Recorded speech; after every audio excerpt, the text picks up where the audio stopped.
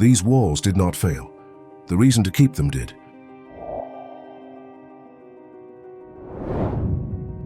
The structure lies beneath the water with its geometry intact. Straight walls meet at deliberate angles. Towers rise where towers were meant to rise. There is no scatter of stone, no collapse pattern, no sign of violent interruption. What remains underwater looks finished, not ruined. This matters because fortresses are not neutral architecture. They are systems that only make sense while they are actively used.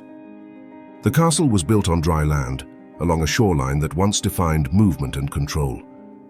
Lake Van sits more than 1,600 meters above sea level, enclosed by mountains, its waters alkaline and mineral-rich.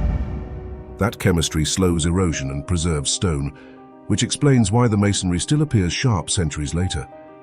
But preservation explains survival, not abandonment. The builders were Eurasians, a kingdom that dominated eastern Anatolia between the 9th and 6th centuries BCE.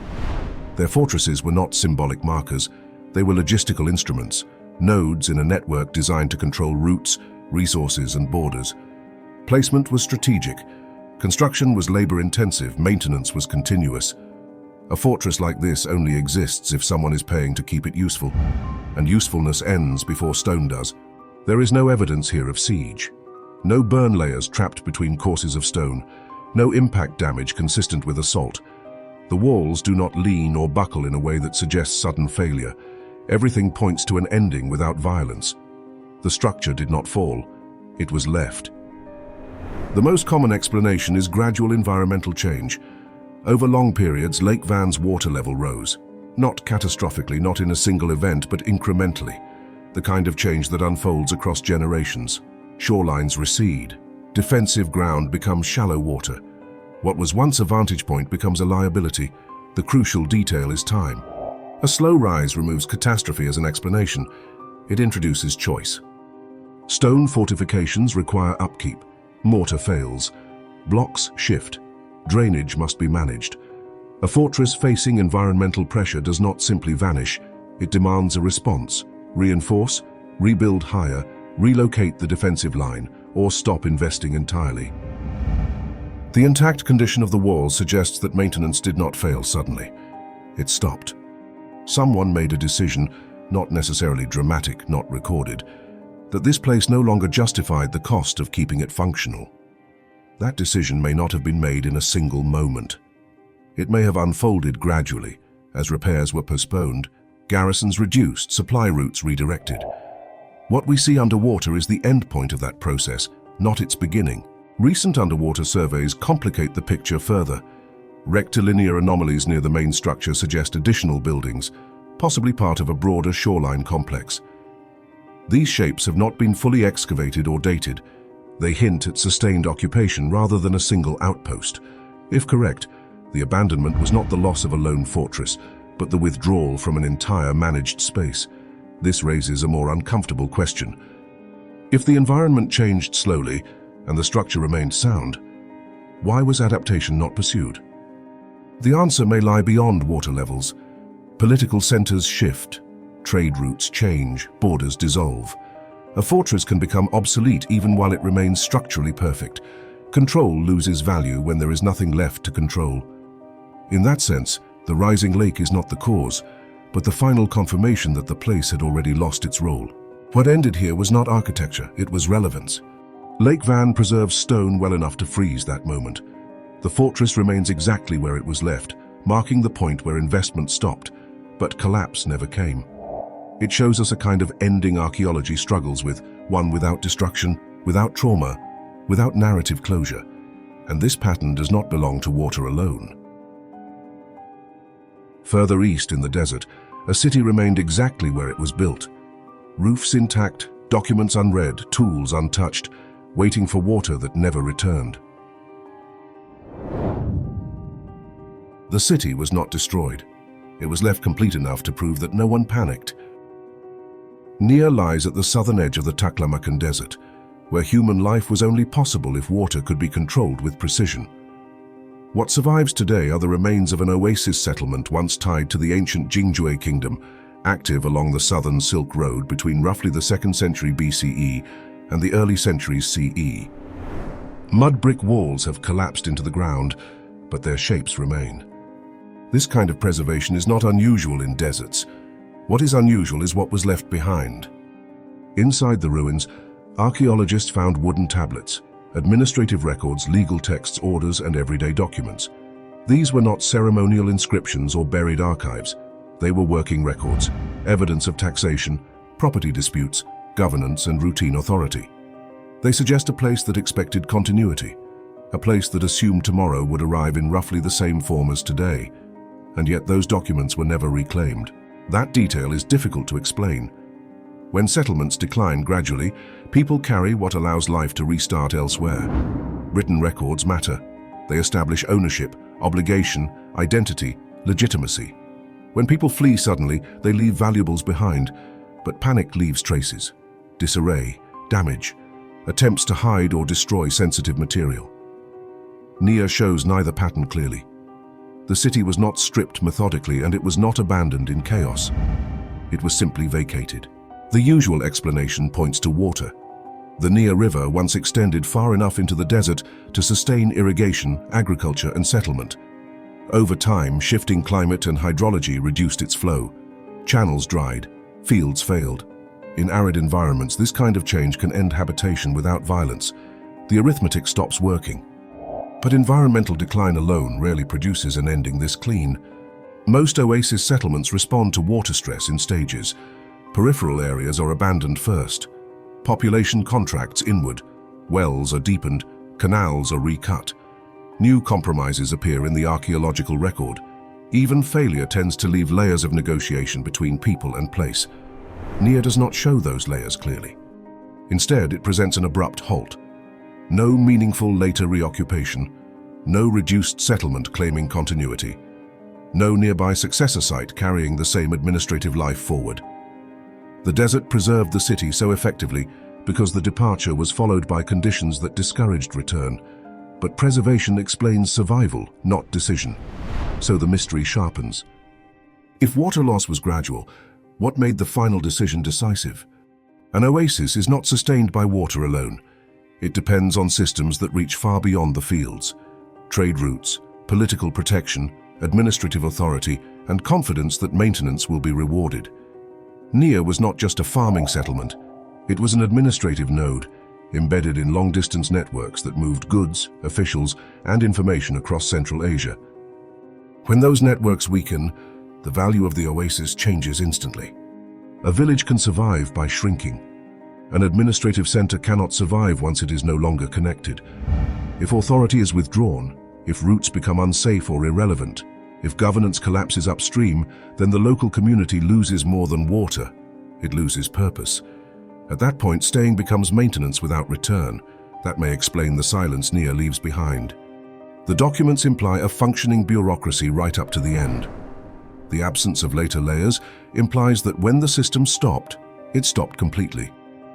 Not because the city was destroyed, but because nothing remained that made restarting it make sense. Nia was not swallowed by the desert. It was abandoned by the systems that once justified its existence. Nia lost its water and its links at the same time. The next place lost only the links, and that was enough.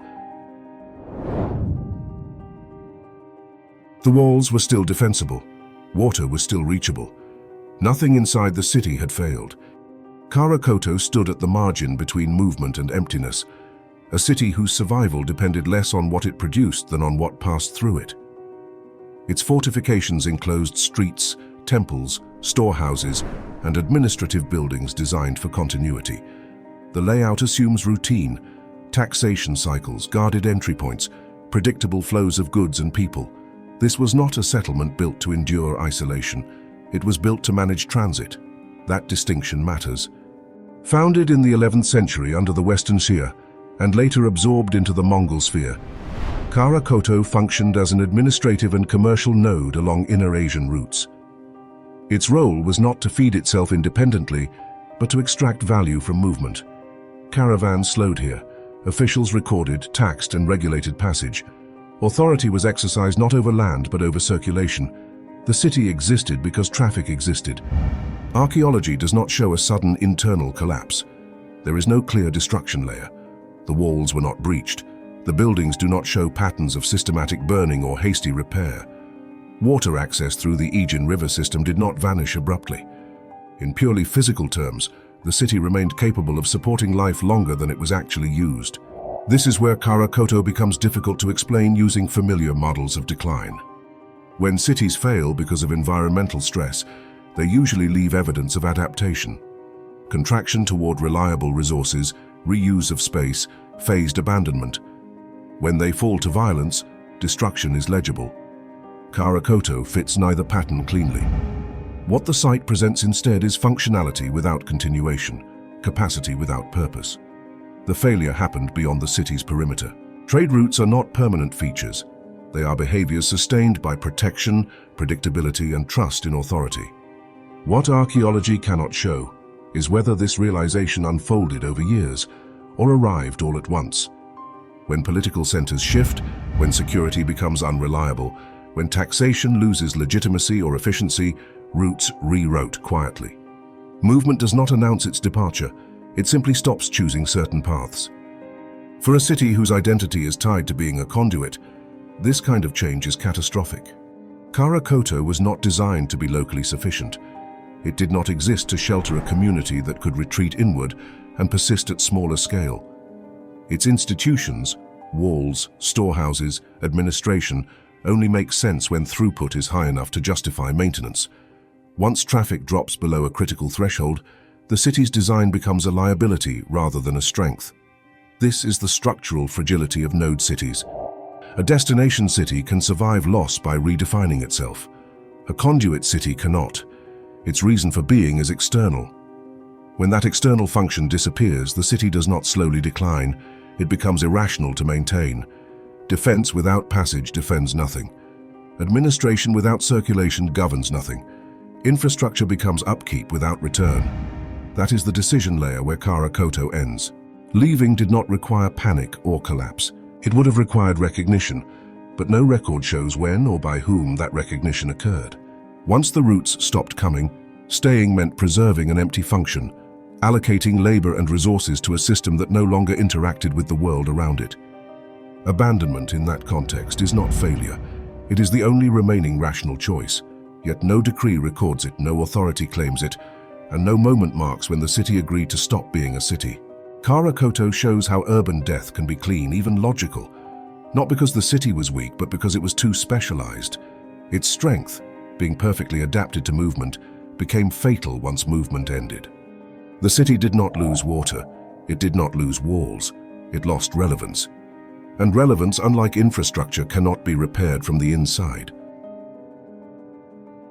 If a city can empty the moment it is cut off, the next question is what happens when people stay, when buildings remain active, but belief, authority, or ritual legitimacy collapses instead.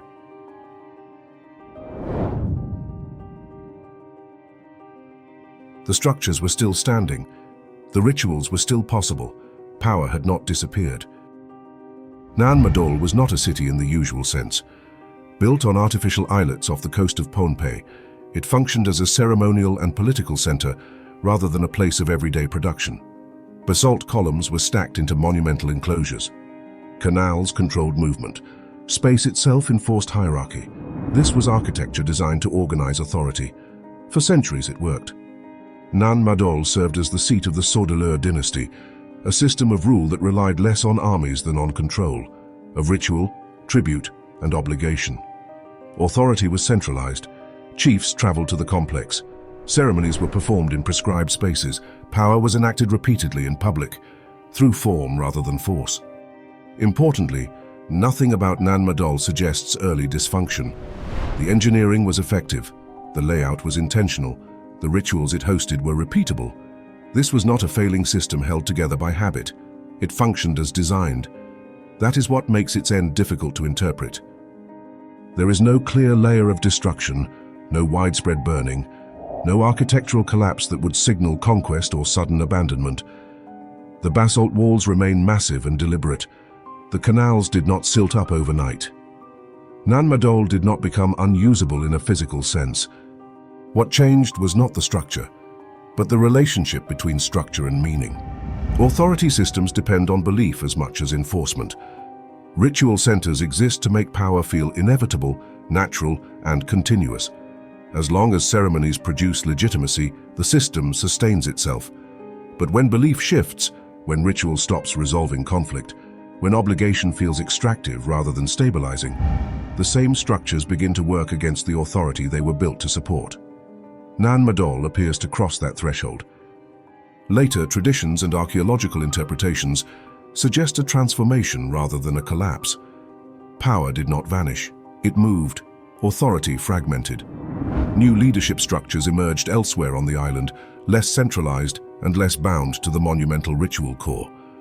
What had once concentrated legitimacy began to feel distant, rigid, and burdensome. The complex itself became a liability. Maintaining Madol required enormous labor.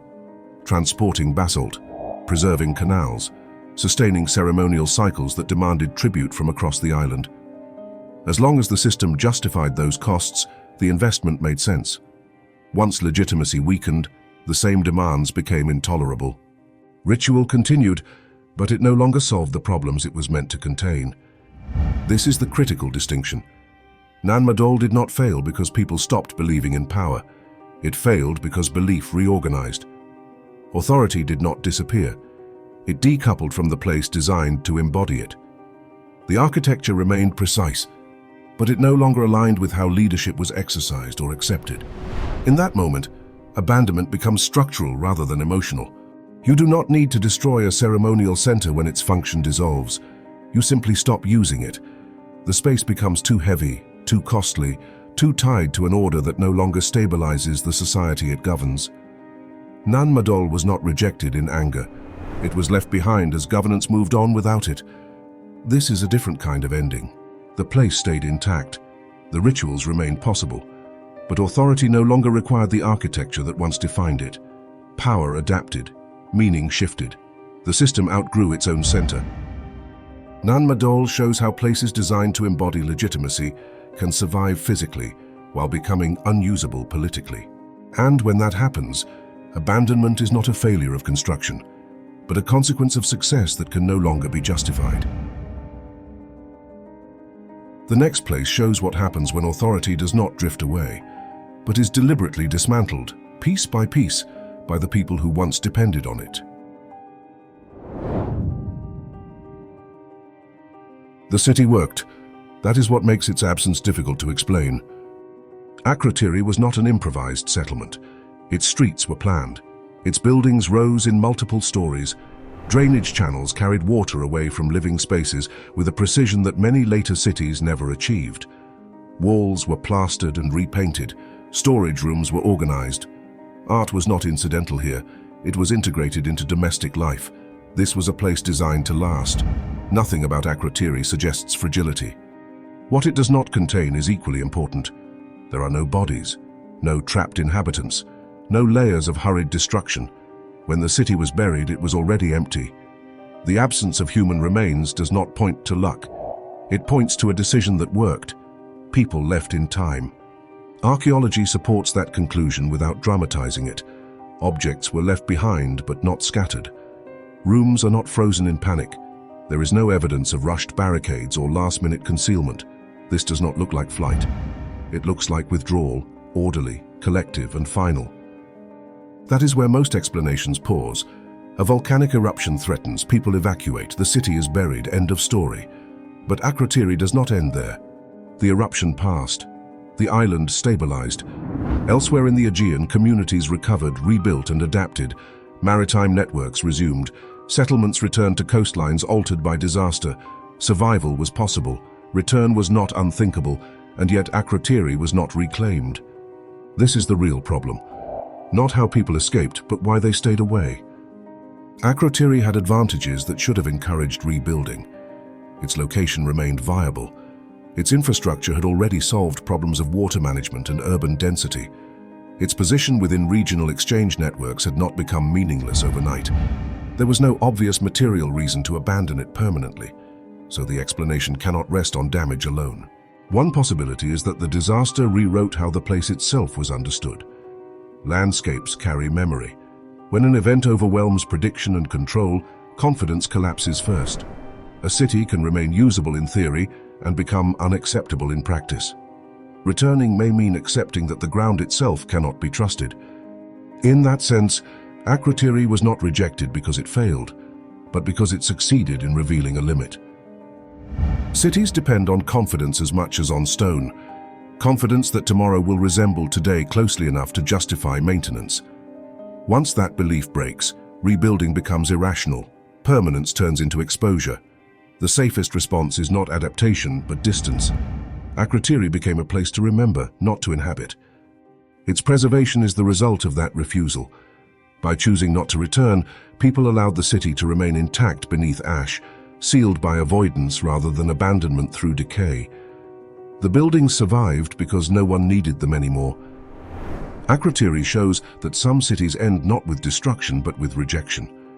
They are left behind not because they cannot be rebuilt, but because rebuilding would mean trusting a place that has already proven it can betray. Akrotiri shows what happens when return never comes. Other places were emptied deliberately, their future settled in advance.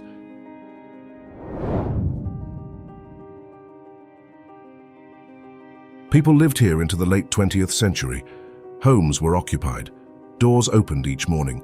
Children moved through alleys that had been shaped by shade and habit rather than planning codes. This was not a settlement in decline. It was a town doing what it had done for centuries, working quietly, imperfectly, and well enough.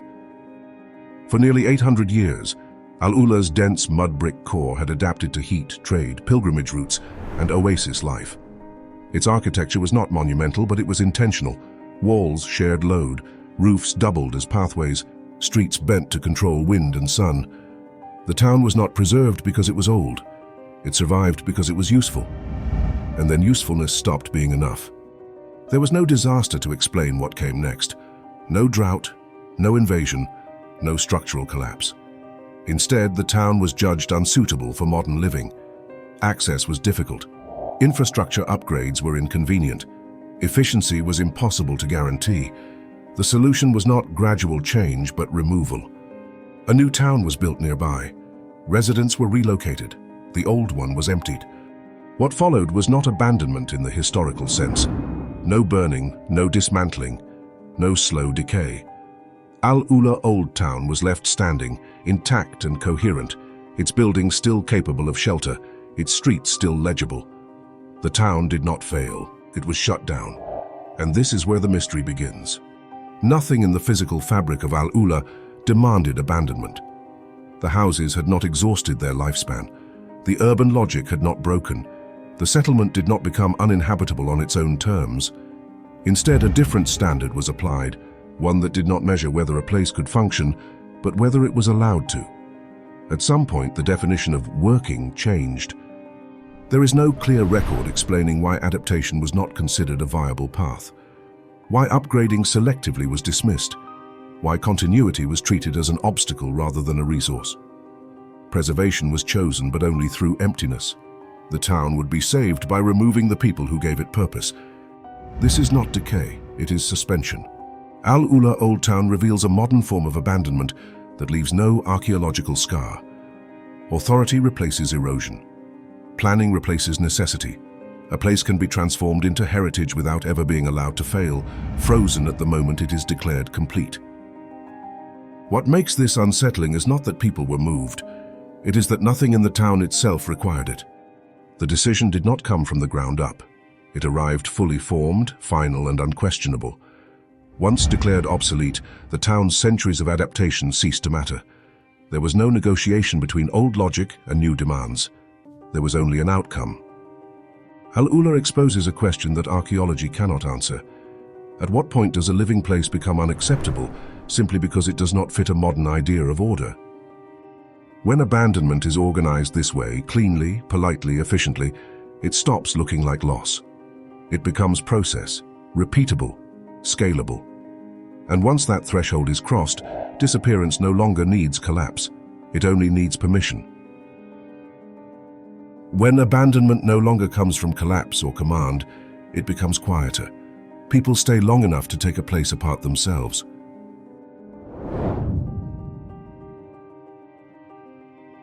For centuries, this village worked.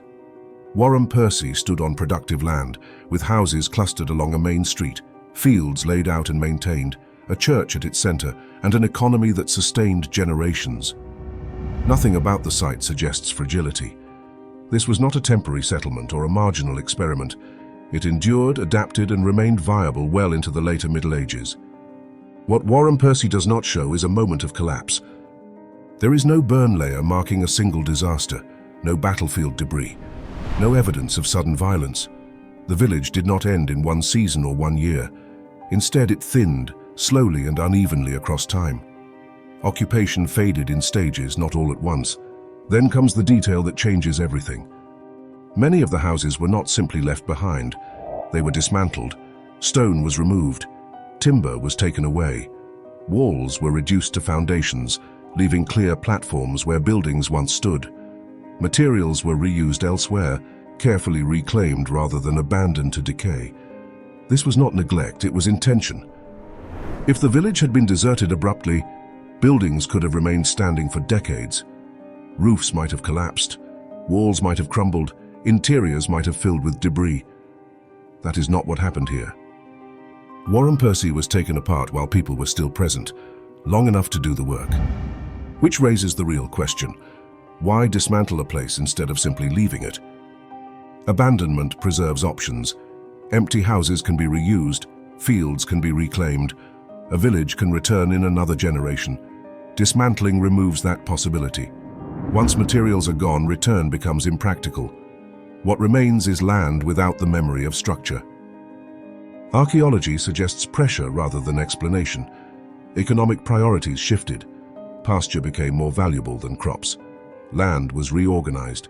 Villages increasingly stopped functioning as assets and became misaligned with the priorities of those in control. A settlement could still operate and still be inconvenient.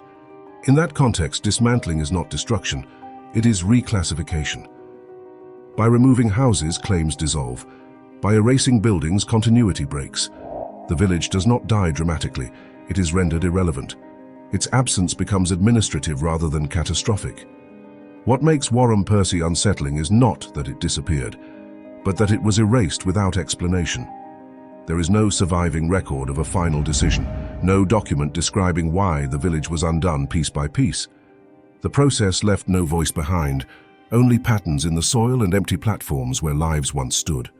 This is power exercised quietly, not through fire or force, but through patience, staying long enough to make sure nothing remains to return to. The place did not fail, it was unmade. And this is where the record stops, not because answers are missing, but because some decisions leave nothing behind to explain. If one of these places stayed with you, let it travel. Like the video, subscribe if you haven't. The search continues, here on RiddleMeThis Mysteries.